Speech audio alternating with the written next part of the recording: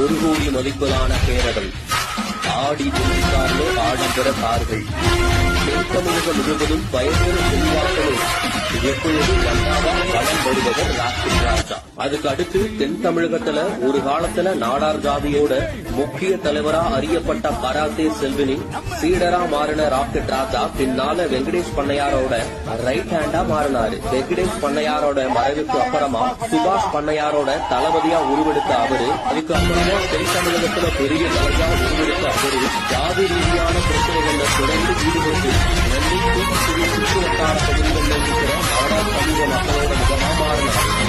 அது மட்டுமில்லாம ஒரு சம்பவத்தை பக்காவா ஸ்கெட்ச் போட்டு செஞ்சு முடிக்கிறத ராக்கெட் வேகத்துல செஞ்சதால ராஜான்னு இருந்த பேரு ராக்கெட் ராஜான்னு மாறுச்சு. இப்படி ஒரு காலத்துல போலீஸுக்கு சிம்ம சொப்பனமா திகழ்ந்த ராக்கெட் ராஜா பின்னால பணங்காட்டு படை கட்சி ஆரம்பிச்சு அதனோட தலைவரா மாறினாரு. தன்னோட பவர்